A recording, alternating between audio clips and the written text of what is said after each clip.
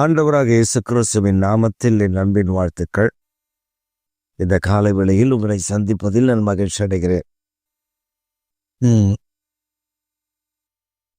இன்றைக்கு நம்முடைய தியானத்திற்காக நாம் தெரிந்து கொள்கிற வேத வசனம் ஆதியாகமத்தின் புத்தகம் 49ஆம் அதிகாரம் 25ஆம் வசனம்.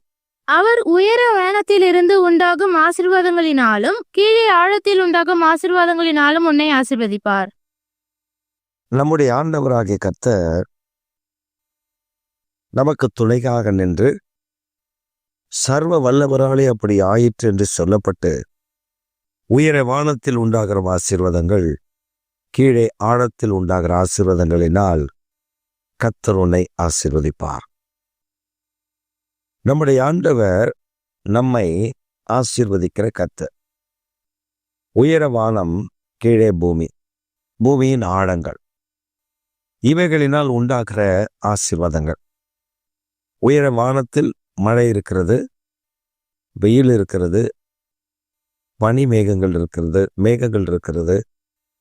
அதற்கு மேல் தேவாதி தேவன் வாசம் பண்ணுகிற பரிசுத்த ஸ்தலம் இருக்கிறது. கீழே பூமியில் ஆழங்களில் தண்ணீர் இருக்கிறது, நீர் ஊற்றுகள் இருக்கிறது. அந்த நீர் ஊற்றுகளினாலே ஆசீர்வதிப்பேன் என்று வாக்கு பண்ணுகிறார். இன்றைக்கு நம்முடைய தேவனாகிய கர்த்தர் அந்த ஆசீர்வாதங்களை கொடுக்கும் பொழுது 2 விதமான ஆசீர்வாதங்களை நமக்கு சொல்லி கொடுத்திருக்கிறார். அவைகளையே நமக்கு கொடுத்து நம்மை வழிநடத்த அவர் போதுமானவர். நம் வாழ்க்கையில் நாம் அதை கவனமாய் கவனித்தால் இந்த ஆசீர்வாதங்கள் நமக்கு நிச்சயம் கிடைக்கும். சில நேரங்களில் நாம் கையிட்டு செய்வோம், ஆனால் நமக்கு அந்த ஆசீர்வாதங்கள் கிடைக்காது, தாமதமாகும். அப்படி இல்லை என்றால் சில நேரங்களில் ஆசீர்வாதங்கள் நமக்கு கிட்டாமலே இருக்கும், கிடைக்காமலே இருக்கும். அப்போ நம்ம ஒன்று சொல்லுவோம், என்ன மட்டும் ஆண்டவர் ஆசீர்வதிக்கல, மற்றவங்க எல்லாரையும் ஆண்டவர் ஆசீர்வதிக்கிறார் என்று புலம்புவோம்.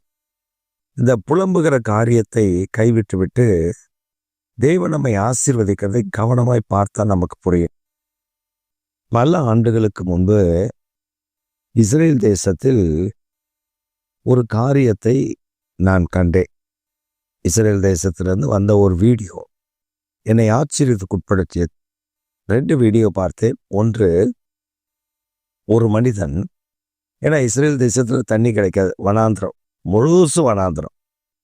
இந்த வனாந்திரத்தில் அந்த மனிதன் 1 ஜக்கு தண்ணி, 1 லிட்டர் தண்ணியை ஒரு திராட்சை செடிக்கு, அவங்க வீட்டில் வச்சிருக்கிற ஒரு திராட்சை கொடிக்கு, அந்த செடிக்கு தண்ணீர் வார்க்கிறான். 1 லிட்டர் தண்ணி. நம்ம ஊர்லலாம் அந்த செடி செத்து போயிடும். ஆனால் அந்த 1 லிட்டர் தண்ணி ஊற்றின அந்த திராட்சை செடி அவங்க வீட்டில் நல்லா பரவி பச்சை பசேல்னு இருக்கிறது.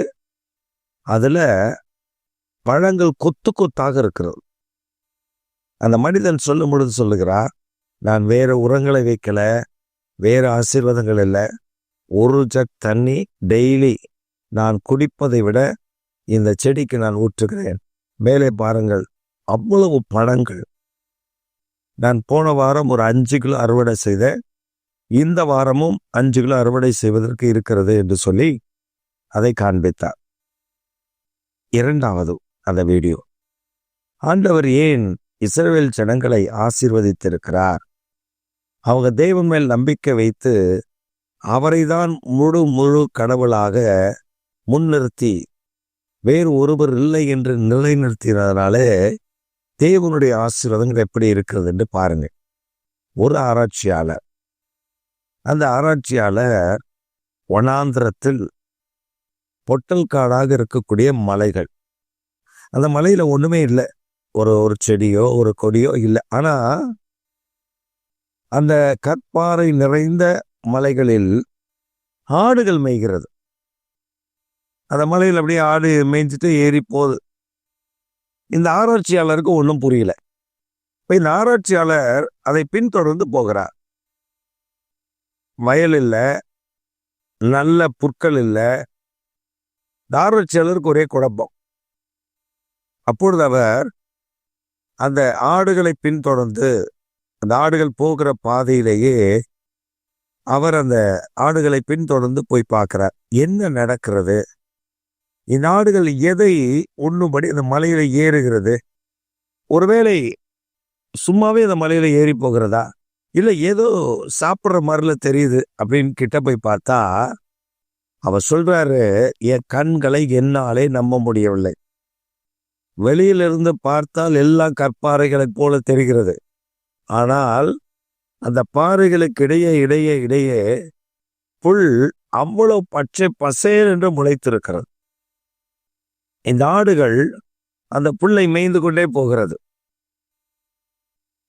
அப்போது அவருக்கு பெரிய ஆச்சரியம், எப்படி இதில் புல் முளைகிறது என்று. இப்ப பாத்தீங்கன்னா அவர் சொல்றாரு, அந்த டாக்குமெண்ட்ரியில அவர் பேசும்போது சொல்றாரு, பக்கத்துல கடல், கொஞ்சம் தூரத்துல கடல் இருக்கு. கடல் காற்று அந்த ஈரப்பதத்தோடு வீசும். கடல்ல காத்து வீசும்போது அந்த காற்று ஊருக்குள்ள வரும்போது கடலில் உள்ள ஈரப்பதத்தை எடுத்துக்கொண்டுதான் உள்ள வரும். அதுதான் மேக உற்பத்திகளை உண்டு பண்றது. அவர் சொல்றாரு, அந்த கடல் காற்று கொண்டு வருகிற ஈரப்பதமான அந்த நீர் ஆவிகள் அது இந்த மலைகளில் மோதுகிறது. இந்த பாறைகள் இந்த ஈரப்பதத்தை உறிந்து கொள்ளுகிறது. அவ்வளவுதான். இது இரவில் நடக்கிறது. பகலில் நல்ல வெயில் இருக்கும், பயங்கரமான வெயில் இருக்கும். ஆனால் இரவில் உரியப்படுகிற, இரவில் அந்த எடுத்துக்கொள்ளப்படுகிற அந்த ஈரப்பதம் பகலில் அது புல் முளைப்பதற்கு ஏற்ற நீராதாரமாக மாறிவிடுகிறது.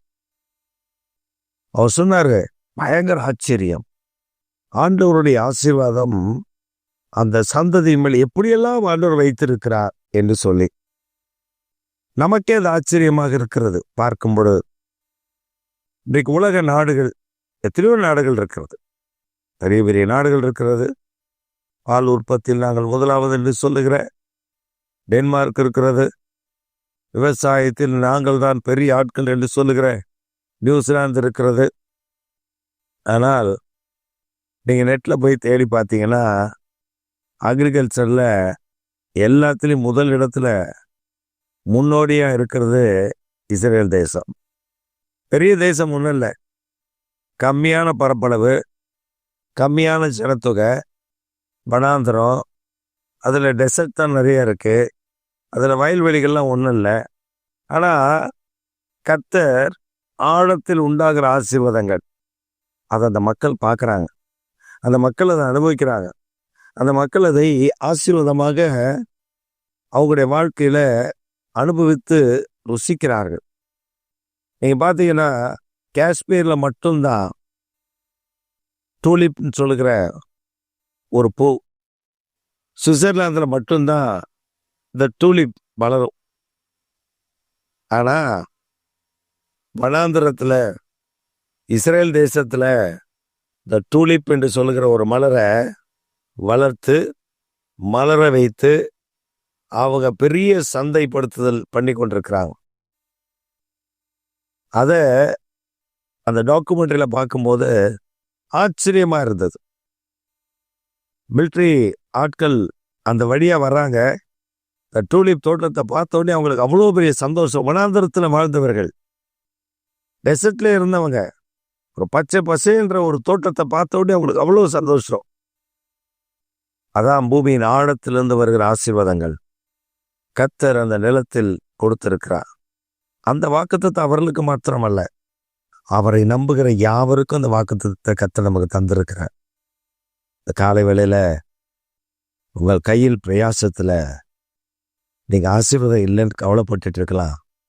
ஆனா கர்த்தர் உங்களுக்காக தான் சொல்றாரு, உயர வானத்திலிருந்து உண்டாகிற ஆசீர்வாதங்கள், பூமியில ஆழத்திலிருந்து உண்டாகிற ஆசீர்வாதங்கள், இதெல்லாம் உங்களுக்கு கர்த்தர் இந்த நாட்கள்ல கொடுக்க போகிறார். உங்கள் கையின் பிரயாசத்தை ஆசீர்வதிக்க போகிறார். உங்கள் விவசாயத்துல கர்த்தர் ஒரு பெரிய மாற்றத்தை தரப்போகிறார். உங்க வாழ்க்கையில நீங்க எந்த பிசினஸை பண்றீங்களோ அதுல கர்த்தரை முன்னிறுத்தும் போது அவர் உங்களை மேன்மைப்படுத்தி வைக்கிறத நீங்க பார்க்க முடியும். ஆமா, நீங்க கவனமா இதெல்லாம் நீங்க கவனித்து பார்க்கணும்.